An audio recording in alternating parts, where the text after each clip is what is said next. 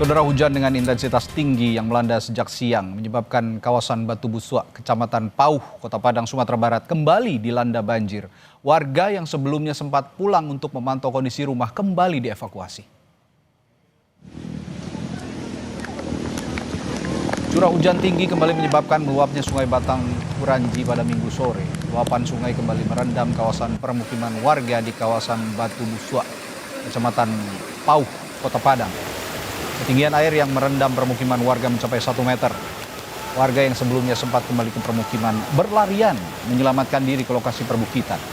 Sebagian warga menyelamatkan diri ke huntara yang telah dibuat secara mandiri di kawasan ketinggian.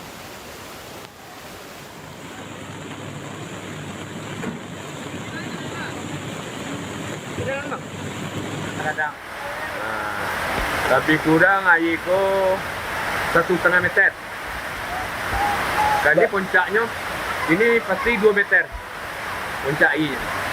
Dan kondisi rumah Bapak sudah terendam air ya? Rendam semuanya.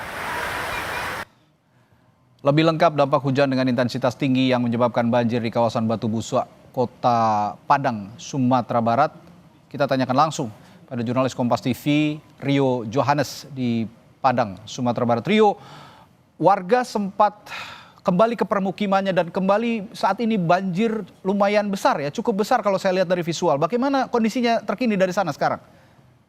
Ya, tadi memang sejak siang itu hujan melanda Kota Padang dengan intensitas yang cukup tinggi sehingga menyebabkan Sungai Batang Kuranji ini kembali meluap dan merendam pemukiman warga yang berada di kawasan Batu Buswak, Kecamatan Pauh, Kota Padang, Provinsi Sumatera Barat. Untuk diketahui Radi, ini adalah banjir bandang yang keempat yang menerjang kawasan Batu Buswak ini. Sejak di tanggal 25 November lalu sampai saat ini, ini adalah yang keempat kalinya. Dan memang untuk kawasan pemukiman ini warga sudah tidak ada di sana karena mereka sudah diungsikan. Ada yang mengungsi di hunian sementara yang dibuat sendiri, ada yang sudah mengontrak di tempat lain yang aman. Nah, tadi memang sempat warga itu kembali ke kawasan pemukiman untuk memantau kondisi perumahan mereka pasca diterjang banjir bandang. Karena sejauh ini belum ada pembersihan yang dilakukan di sana, Radi. Alat berat yang dikerahkan, ada 4 unit alat berat yang dikerahkan itu masih fokus untuk melakukan normalisasi sungai. Karena aliran sungai ini sudah berubah arah. Dan tidak seperti yang sebelumnya, kini aliran sungai ini mengarah ke kawasan pemukiman warga sehingga ini menyebabkan kawasan pemukiman ini rentan terjadinya bencana banjir susulan jika air sungai ini meluap kembali. Demikian tadi.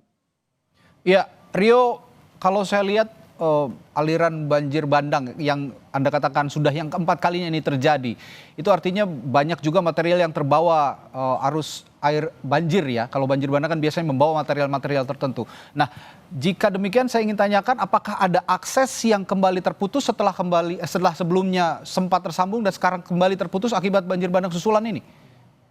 Ya, Radi dan juga saudara, memang untuk terjangan banjir bandang ini, di terjangan banjir bandang ketiga, itu akses jalan warga di Batu Buswak ini terputus. Hampir lebih kurang 400 meter itu tergerus oleh derasnya air sungai. Sehingga ini sampai tadi, siang saya kembali ke lokasi, itu akses jalannya belum bisa dilalui oleh kendaraan, baik itu kendaraan roda 2. Sehingga untuk penyaluran bantuan, warga ini dilakukan secara estafet di titik terakhir yang bisa dijangkau oleh kendaraan, lalu dibawa secara mandiri dengan tenaga manusia untuk sampai ke titik yang bisa dijemput oleh warga yang terdampak. Dan untuk warga yang terdampak ini bahkan ada diantaranya yang harus berjalan sejauh lebih kurang 1 kilometer untuk menjemput bantuan di korban banjir ini. Demikian, Radi. Baik, Rio, singkat saja. Berarti saya pastikan saat ini ketika banjir bandang yang 4 kali Anda katakan terjadi ini, tidak ada warga sama sekali yang ada di sana dan sekarang sudah semuanya selamat di tempat pengungsian ya, Rio ya?